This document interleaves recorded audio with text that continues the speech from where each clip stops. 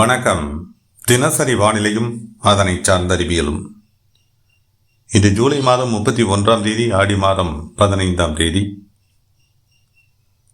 வானிலை அமைப்பில் காணப்படும் வானிலை மாற்றங்கள் சீற்றத்துடனும் தீவிரத்துடனும் தொடரும் தென்மேற்கு பருவமழை, சோக நிகழ்வை ஏற்படுத்தியிருக்கும் வயநாடு நிகழ்வு, தெற்கு உள் கர்நாடக பகுதிகளில் நீடிக்கும் கனமழை, பெருக்கெடுக்கும் காவிரி, தமிழகத்தில் வெப்பச்சலன இடிமழை பொழிவை ஏற்படுத்துவதற்கான உறுதியான வானிலை அமைப்பு ஏற்பட்டிருக்கக்கூடிய நிலை என்ற அடிப்படையிலான எனது தனிப்பட்ட வானிலை விளக்கம். வணக்கத்துடன் சி. அண்ணாதுரை. நமது மார்ச் மாதம் தொடங்கிய தென்மேற்கு பருவமழை குறித்தான முன்னோட்ட வானிலை விளக்கங்களில் உலகளாவிய 2 வானிலை மாற்றங்களை குறிப்பிட்டு தென்மேற்கு பருவமழையினுடைய தீவிரம் எவ்வாறு இருக்கப் போகிறது, எங்கெல்லாம் வெள்ளப்பெருக்கு ஏற்பட இருக்கிறது, காவிரியினுடைய நிலை என்னவாக இருக்கப் போகிறது என்பதையெல்லாம் நாம் முன்னறிவிப்புகளாக ஏற்கனவே நாம் வெளியிட்டிருக்கின்றோம். அதனுடைய காணொளிகள் இணையதளத்தில் இருக்கின்றன.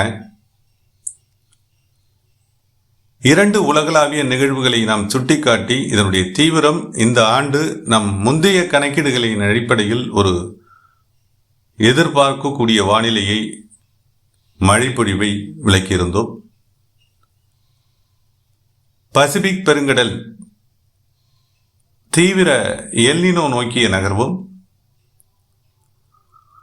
இந்திய பெருங்கடல் வலுவான பாசிட்டிவ் நெகட்டிவ் ஐஓடி நோக்கிய நகர்வும், தென்மேற்கு பருவமழையினோடு மீது பெரிய அளவில் தாக்கத்தை ஏற்படுத்தி பேரளவு வெள்ளப்பெருக்கை தெற்கு வடக்கு கேரள மாவட்டங்களுக்கும் தெற்கு உள் கர்நாடக பகுதிகளுக்கும் ஏற்படுத்தப் போகிறது என்பதை நாம் கடந்த கால விளக்கங்களில் முன்னோட்ட விளக்கமாக அறிவித்திருப்போம். இது எனது இந்த காணொலிகளை பார்க்கக்கூடிய உங்களுக்கு அது அறிந்திருக்கலாம். அது ஒரு புறம் இருக்க, தற்போது ஏற்பட்டிருக்கக்கூடிய கேரளாவினுடைய வடக்கு மாவட்டங்களில் அந்த நிலப்பகுதி சார்ந்து ஏற்பட்டிருக்கக்கூடிய அந்த பேரளவு நிலச்சரிவு, நாம் நேற்று முந்தைய விளக்கத்தில் கூட நாம் அதை குறிப்பிட்டிருந்தோம். கனமழை பொழிவு, தொடர் கனமழை பொழிவு கேரளாவினுடைய வடக்கு மாவட்டங்களில் அதிகபட்சமாகவும், அடுத்த நிலைகளில் தெற்கு உள் கர்நாடக பகுதிகள், அடுத்தடுத்த நிலைகளில் அது கர்நாடகாவினுடைய இதர மாவட்டங்கள், கடலோர மாவட்டங்கள், மகாராஷ்டிரம் என நாம் அந்த நேற்றுக்கு முந்தைய வானிலை விளக்கத்தில் நாம் தெரிவித்திருந்தோம். அந்த நிலையில் நேற்று அதிகாலை வயநாடு பகுதியில் ஏற்பட்டிருக்கக்கூடிய பெரிய அளவிலான நிலச்சரிவு மற்றும் பெரிய அளவிலான வெள்ளப்பெருக்கு, அந்த காட்டாற்று வெள்ளப்பெருக்கு 3 மலை கிராமங்களை மண்ணில் புதைத்து விட்டது. எண்ணற்ற உயிர் சேதங்கள் ஏற்பட்டிருக்கிறது. அது குறித்த சோகமான காட்சிகளும் நிகழ்வுகளும் நாம் அறிய முடிகிறது. பெரிய அளவிலான இந்த சேதம் எந்த அளவிலும் ஈடு செய்ய முடியாது. இழந்தவர்களுக்கு அந்த இடத்தில் நமது ஆழ்ந்த வருத்தத்தை, துயரத்தை இந்த இடத்தில் பதிவு செய்து கொள்கிறோம். இந்த நிலையில் இன்றைய வானிலை அமைப்பு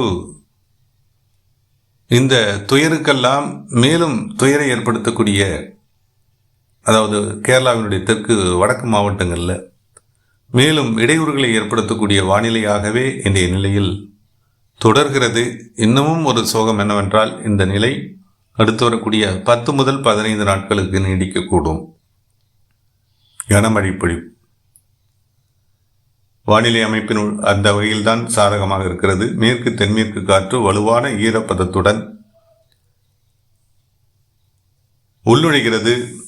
கடலோர கேரள மாவட்டங்கள் மற்றும் தெற்கு உள் கர்நாடக பகுதிகள், இதர கடலோர கர்நாடக பகுதிகள், மகாராஷ்டிரம் வரை வலுவாக உள்நுழைந்து அடுத்து வரக்கூடிய 10 முதல் 15 நாட்களுக்கு தொடர் கனமழை பொழிவை ஏற்படுத்தியிருக்கிறது. நமது முந்தைய அறிவிப்பில் எந்த மாற்றமும் இல்லை. மத்திய கேரள மாவட்டங்கள், வடக்கு கேரள மாவட்டங்களில் முதல் நிலையில் இந்த மழைப்பொழிவு அடுத்து வரக்கூடிய 10 முதல் 15 நாட்களுக்கு நீடிக்கக்கூடும். அடுத்த நிலையில் தெற்கு உள் கர்நாடக பகுதிகள், அடுத்தடுத்த நிலைகளில் இதர கர்நாடக கடலோர பகுதிகள் மற்றும் மகாராஷ்டிரா கடலோர பகுதிகள். இதனுடைய நீட்சி தெற்கு கேரள மாவட்டங்கள் வரை வலுவடையும். இடைநிகழ்வாக மத்திய இந்திய பகுதிகளில் நீடித்து வந்த அந்த மேலடுக்கு சுழற்சி அரபிக்கடல் நோக்கி நகர்ந்து விலகி இருக்கிறது. இந்த சூழலில் தமிழகத்திற்கான மழை வாய்ப்புகள் துளிர்விட தொடங்கி இருக்கிறது. நாம் நேற்றுக்கு முந்தைய விளக்கத்தில் நாம் எதிர்பார்த்ததுதான். வெப்பச்சலன இடிமழை பொழிவிற்கு சாதகமான வானிலை அமைப்பு தற்போது ஏற்பட்டிருக்கிறது.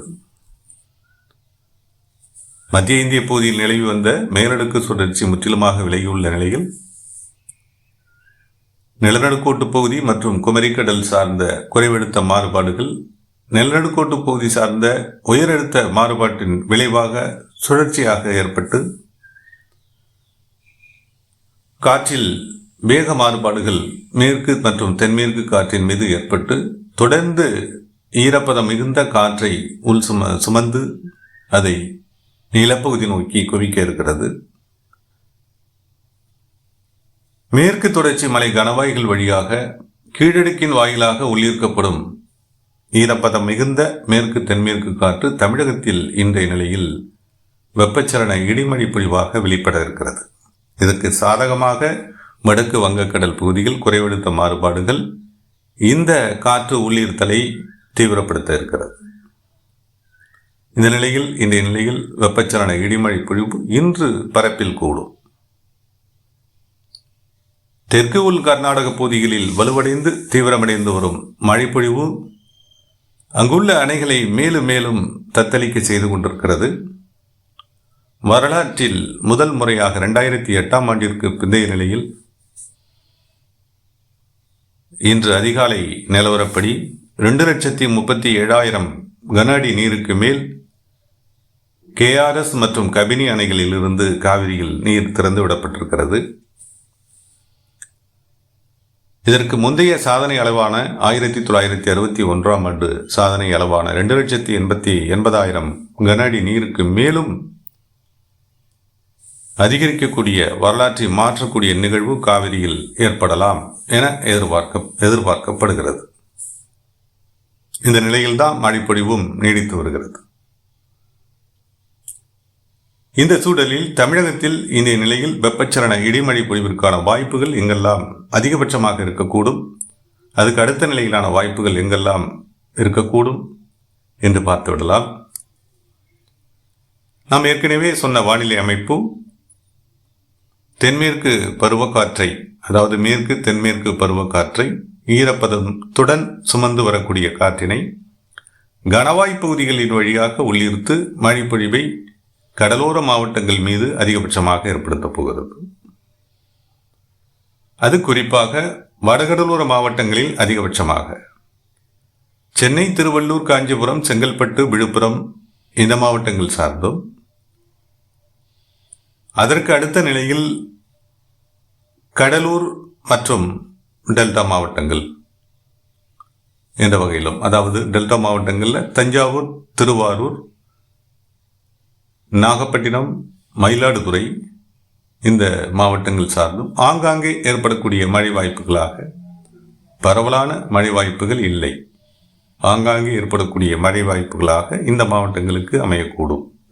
காரைக்கால், பாண்டிச்சேரி பகுதிகளிலும் இந்த மழைப்பொழிவிற்கான வாய்ப்புகள் ஏற்படக்கூடும்.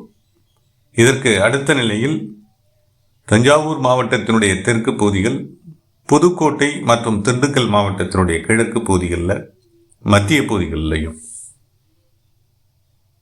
ஆங்காங்கே வெப்பச்சலன இடிமழை பொழிவிற்கான வாய்ப்புகள் இன்றைய நிலையில் மாலை இரவு வாய்ப்புகளாக அமையக்கூடும். அதேபோல மதுரை மாவட்டத்தினுடைய மத்திய மற்றும் வடக்கு பகுதிகளிலையும், சிவகங்கை மாவட்டத்தினுடைய மேற்கு பகுதிகளிலையும் இந்த வெப்பச்சலன இடிமழை பொழிவிற்கு வாய்ப்புகள் அதிகரித்து காணப்படக்கூடும். இது முதற்கட்ட வாய்ப்பாக, அதாவது முதல் நிலை வாய்ப்பாக இந்த மழை வாய்ப்புகளை எடுத்துக்கொள்ளலாம். அடுத்த நிலையில்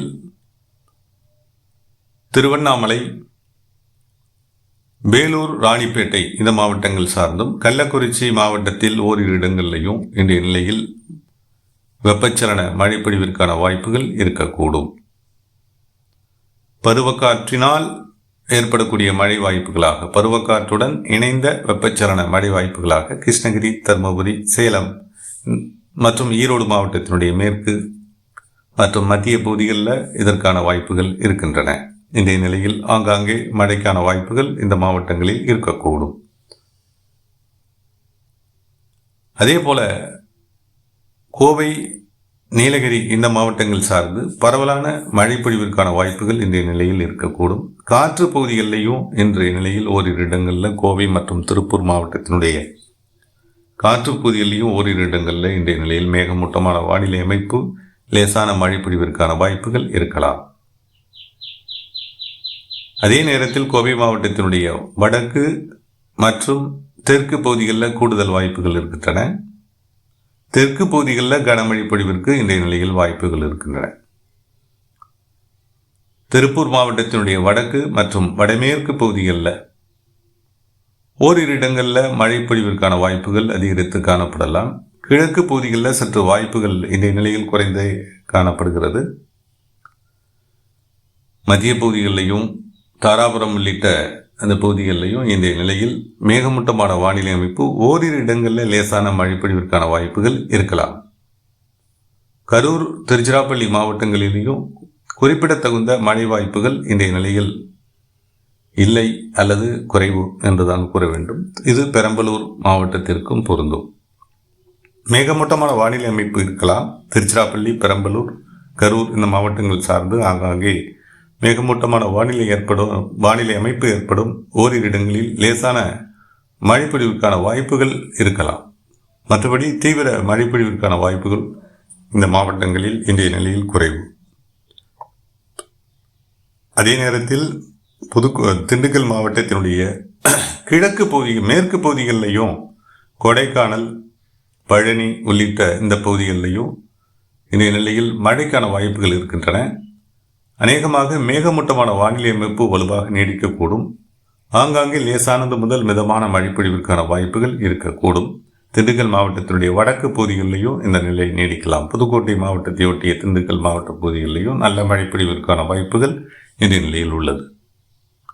தேனி மாவட்டத்தில் பெரும்பாலும் மேகமூட்டமான வானிலை அமைப்பு, ஆங்காங்கே லேசான மிதமான மழைப்பொழிவிற்கான வாய்ப்புகள் நீடிக்கக்கூடும். தென்காசி மாவட்டத்திலும் இன்றைய நிலையில் மேற்கு பகுதிகளில் லேசானது முதல் மிதமான மழைப்பொழிவிற்கும் அவ்வப்போது வலுவான மேற்கு காற்று சாரலுடன் வீசக்கூடும். விருதுநகர் மாவட்டத்தினுடைய மேற்கு பகுதிகளிலையும் இந்த நிலை தொடரும். மத்திய பகுதிகளில் விருதுநகர் மாவட்டத்தில் ஓரிரு இடங்களில் மழைப்பொழிவிற்கான வாய்ப்புகள் இருக்கின்றன. மதுரை மாவட்டத்தினுடைய இதர பகுதிகளில், வடக்கு பகுதிகளில் மழைப்பொழிவிற்கான வாய்ப்புகள் உண்டு. அதே நேரத்தில் தெற்கு பகுதிகளில் சற்று வாய்ப்புகள் குறைந்திருக்கலாம். குமரி, நெல்லை, தென்காசி, குமரி, நெல்லை, தூத்துக்குடி இந்த மாவட்டங்களை பொறுத்தவரை காற்றினுடைய மேற்கு காற்றினுடைய வேகம் அதிகரித்து காணப்படலாம். மேகமூட்டமான வானிலை அமைப்பு பிற்பகலுக்கு பிந்தைய நிலையில் ஆங்காங்கே ஏற்படலாம். மேற்கு பகுதிகளில் மழைப்பொழிவிற்கான வாய்ப்புகள் ஓரிரு இடங்களில் ஏற்படக்கூடும். சாரலுக்கும் தூறலுக்கும் வாய்ப்புகள் இருக்கலாம். ஒரு சில குமரி, நெல்லூர், தூத்துக்குடி மாவட்டங்களினுடைய கடலோர பகுதிகளில் மழைப்பொழிவிற்கான வாய்ப்புகள் மேற்கு காற்று குவிதலை பொறுத்து அமையக்கூடும். அதே போல் ராமநாதபுரம் மாவட்டத்திலும் ஆங்காங்கே மேகமூட்டமான வானிலை அமைப்பு, ஓரிரு இடங்களில் லேசானது முதல் மிதமான மழைப்பொழிவிற்கு வாய்ப்புகள் ஏற்படலாம். இது புதுக்கோட்டை மாவட்ட கடலோர பகுதிகளுக்கும் இந்த நிலை பொருந்தும். தஞ்சாவூர், திருவாரூர், நாகப்பட்டினம் இந்த மாவட்டங்களினுடைய தெற்கு கடலோர பகுதிகளை பொறுத்தவரை இன்று மாலை இரவு நேரத்தில் மேற்கு காற்று, அதாவது பாலக்காட்டு கணவாய் வழியாக உள்நுழைந்து மற்றும் கம்பம்பள்ளத்தாக்கு வழியாக புதுக்கோட்டை மாவட்டத்தில் மழைப்பொழிவை ஏற்படுத்தி நகரும் என எதிர்பார்க்கப்படும் காற்றினுடைய நகர்வுகள் சாதகமாக அமையும் நிலையில் வலுவான மழைப்பொழிவிற்கான வாய்ப்புகள் தஞ்சாவூர் மாவட்டத்தினுடைய தெற்கு பகுதிகளுக்கும் திருவாரூர் நாகப்பட்டினம் மாவட்டங்களினுடைய தெற்கு பகுதிகளுக்கும் நீட்சியடைந்து காணப்படலாம். மற்ற அளவில் பெரிய அளவில் மழைப்பொழிவிற்கான வாய்ப்புகளை இன்றைய நிலையில் இந்த பகுதிகளுக்கு உறுதிப்படுத்த இயலவில்லை. அதே நேரத்தில் வாய்ப்புகள் இருக்கின்றன. மேற்கு காற்றின் மூலமாக வெப்பச்சலன இடிமழை பொழிவிற்கான வாய்ப்புகள் இன்றைய நிலையில் இருக்கின்றன. டெல்டா மாவட்டங்களின் இதர பகுதிகளிலேயும் மழை வாய்ப்புகள் அடுத்தடுத்த நிலைகளில் மாலை, இரவு, நள்ளிரவு, அதிகாலை என்ற அளவில் மழைப்பொழிவிற்கான வாய்ப்புகள் இருக்கக்கூடும். இதுவே இன்றைய வானிலை நகர்வாக இருக்கிறது. இது அடுத்து வரக்கூடிய நாம் எதிர்பார்க்கக்கூடிய நாட்களாக ஆகஸ்ட் முதல் 2 வாரங்கள் இந்த வானிலை அமைப்பு கிட்டத்தட்ட சிற்சில மாற்றங்களுடன் தொடரக்கூடும். தொடர்ந்து கண்காணிப்பும். தொடரும் வானிலையில் ஏற்படும் மாற்றங்களுடன் மற்றும் ஒரு விளக்கத்துடன் மீண்டும் இணைகிறேன். இணைப்பில் நீடித்த அனைவருக்கும் நன்றி.